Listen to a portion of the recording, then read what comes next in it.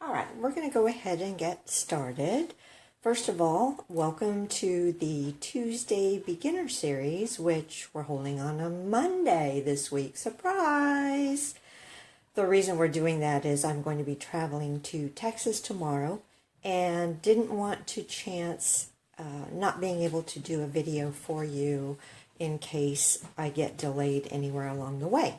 So I'm just going to go ahead and do it tonight, and that way if you don't find out about it till tomorrow, you'll still be able to view the video both on my Facebook page as well as on my blog, and I should have it uploaded to YouTube as well. So happy Monday, everybody. I know that in our past series we've been moving along, starting with clean and simple cards and progressing up to get just a little more complex with each card, adding something with each one. For today, I really want to start talking about color. Yes, we've used different colors in our cards, and we've even used different coloring mediums, whether it be with ink or with blender pens. But I really want to get more into the basics of coloring with this one, and really to talk a little bit about color theory itself. Colors are beautiful. We all know that. All you have to do is look outside and you'll see all the beautiful colors of nature. And we know that there are a lot of colors that go together or complement each other. If you've ever looked at a color wheel, it's easy to see those because they're directly across from each other. So if you ever get stuck for color combos, just go out to the internet, research color wheel, and you'll be able to get lots of ideas from there. For tonight, though, we're just going to talk about white and one color. White is just perfect for giving a lot of impact when you introduce a single color. If you look at the card that I have out here now, the background is white, the sentiment label is white, even the DSP has a white background. But then we have that gorgeous pop of Tranquil Tide, and it really makes things stand off the page. And that's what we're going to be making is the card that you see in front of you. It also has some texture to it in that it has the basket weave dry embossing, and we've used dry embossing in the past with an emboss folder. I brought that up to the camera so you can see that really also helps the color pop off. And it's a really easy card to make, does not take long at all. Today, though, I thought we'd switch it up a bit. I wanted to show you the Tranquil Tide one, but we're going to do it in one of my favorite colors, pink. Another thing I want to talk about is our DSP is two-sided. This is the Fresh Florals Designer Series paper, and on one side we have these gorgeous florals in powder pink, Tranquil Tide, Lemon Lime Twist, Fresh Fig, and I'm missing one more, a Berry Burst. So I used the Tranquil Tide here, and I cut another piece of paper, same size, but if I turn it over, maybe you don't really want the bold florals showing. You can have a little bit more subdued pattern while still sticking with the Tranquil Tide and white.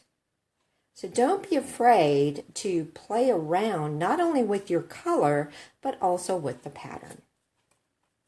As I mentioned, though, today we're going to be working with powder pink. And so I've cut another piece of the Designer Series paper, and that's the floral side. That's the pattern side. And I think today we'll use the pattern side. I really like how that sort of lattice pattern looks against the texture of the basket weave. So I'll move this card out of the way, and let's talk about how we make this card.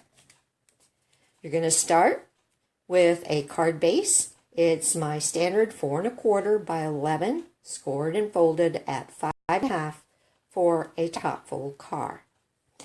Then I'm going to bring in my embossing folder. But here, in the past, what we've done is we embossed a panel that we then glued to the card base. For this one, we're actually going to emboss the card base itself, the front part of it. To do that, I have to turn my embossing folder around here, and I'm going to fit the paper all the way up to that fold line, getting it, lining it up so that it's even across. And then my platform for this, because the basket weave is a very textured, very thick embossing folder, we're going to use our Big Shot platform. I'm going to lay the embossing folder with the paper in it right on top, trying not to move it. And then I only need one plate for this. Because that embossing folder is so thick, I don't need to use 2 plates. And then I'm simply going to take and run through my Big Shot. I have it off camera here, so I'm just going to run it through real fast. And if you hear any cracking noises, it's just fine.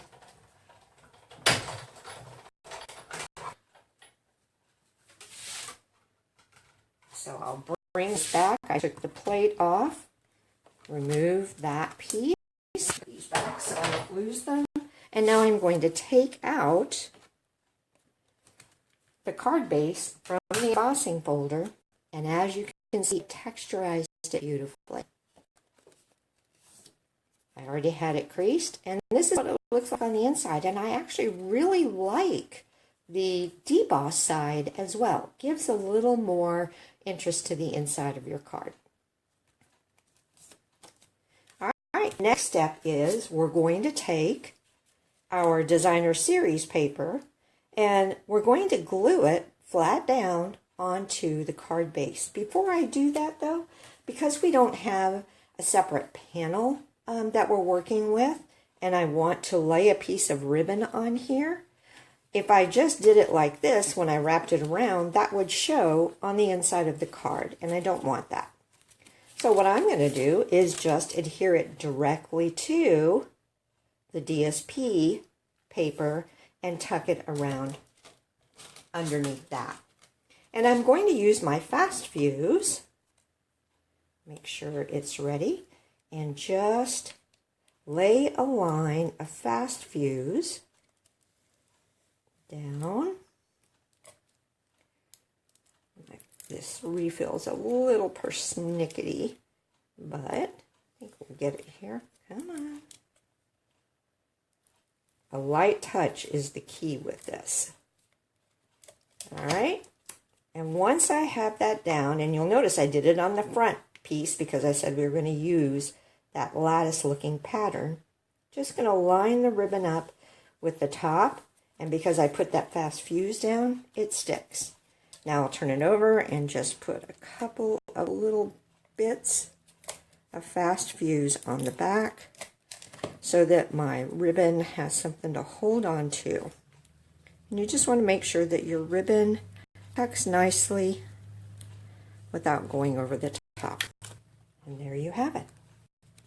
I'll bring back in the card base, and then to glue it down, I'm going to use my little go-to Tombow multi-liquid glue. Oops. I'm standing up so that I could see the camera, or my phone I should say, and that helps me tell if I have anybody on and if there are any questions. All right. I'm just going to hold that down for a couple seconds. Move it around a little if I need to. You have that wiggle room.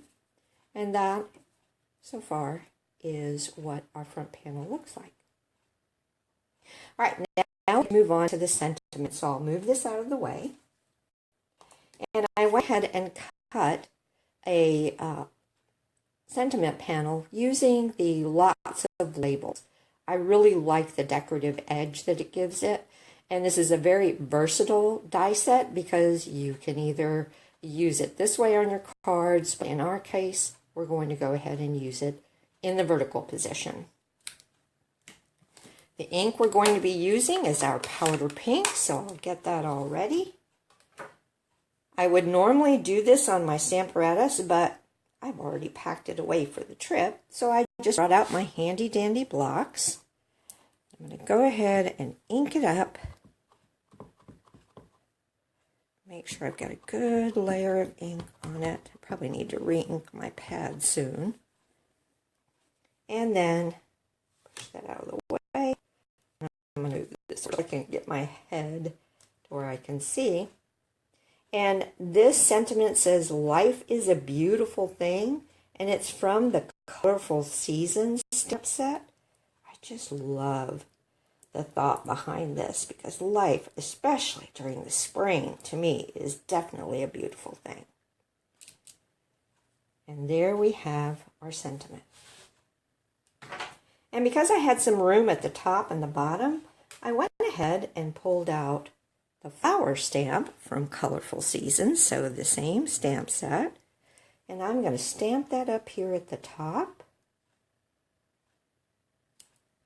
And then I wanted a little flourish at the bottom, or a little bracket to kind of help set that off. I didn't want to put another flower down there because I thought it would be too much. So this is actually from our, see, I have it right here, Eastern Beauty stamp set. There are a lot of little stamps in there that are so wonderful for adding some detail to your cards. So I inked it up, and there we have it.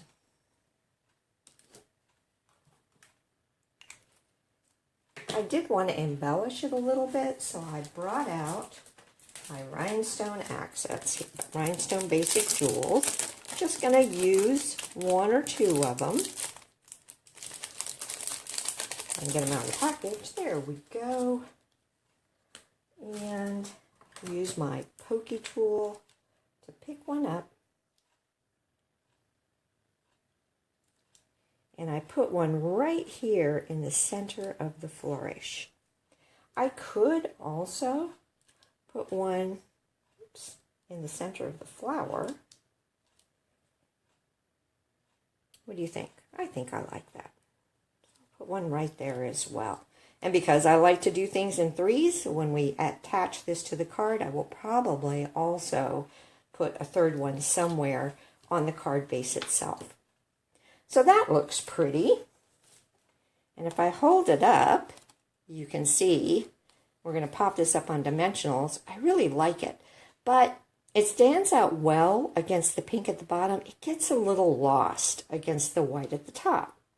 To fix that, we're just going to sponge the edges, and I've got a little sponge dauber here.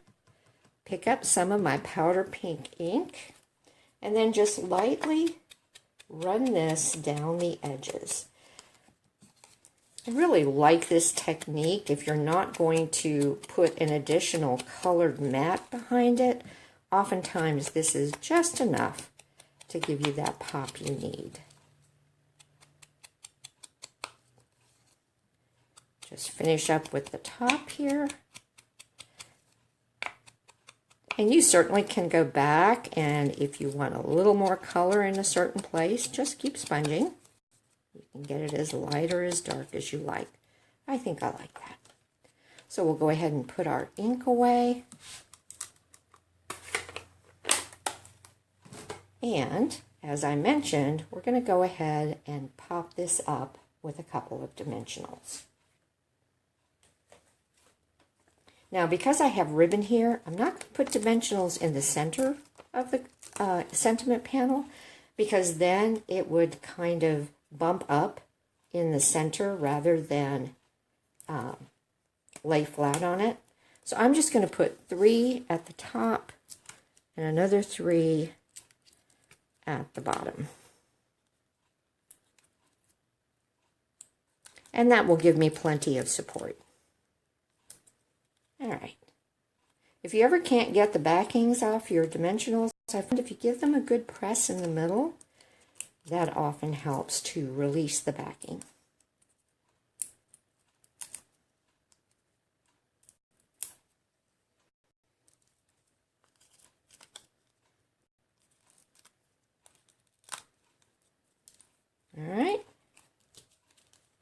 now I'm just going to pull this down to where I can see it. Line it up as straight as I can. And the nice thing about having this textured basket weave, it has lines in it, which is going to make it easier for me to line it up. You can put it all the way over here at the left and maybe put a bow here if you like. You certainly can put it in the center. I wanted to do it just a little off center. Press those down. And there we have a card. So I'll bring in the other one so you can see them side by side. Even though the pattern on the designer series paper is different and the color is different, you still can see how that pop of color against the white really gives a lot of style to a card. Makes it almost like tailored, and I'm kind of a tailored person. And that's pretty much all there is to making that card. I mean, we've been here, what? Oh my gosh, only 15 minutes and we completed the card.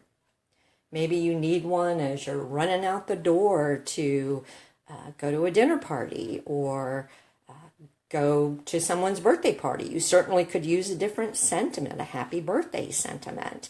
Visiting someone at the hospital, you can use a thinking of you or sending hugs.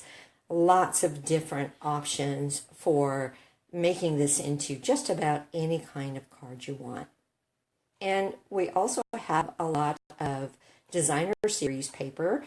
Even we've got some wood textures that you could use instead of white if you're doing a more masculine card. So don't be afraid to go out and give this a try. Play around. It doesn't take a lot of supplies. You've got your card base, which you would use anyway, and the designer series paper I cut at 4 1/4 by 2 3/4. That and a scrap of Whisper White for the label, a little bit of ribbon, and some ink. Well, I hope that you've enjoyed the card. If you do have any questions, please feel free to leave me a comment, and I'll be happy to respond to it even after the Facebook Live closes. You can visit my blog. I've got the website right up here. It's cardsbywinnie.wordpress.com. If you need to order any supplies at all, please visit me there and just click on the Shop Now button and it will take you directly to my Stampin' Up! Shop. Well, thanks again, everyone, for joining.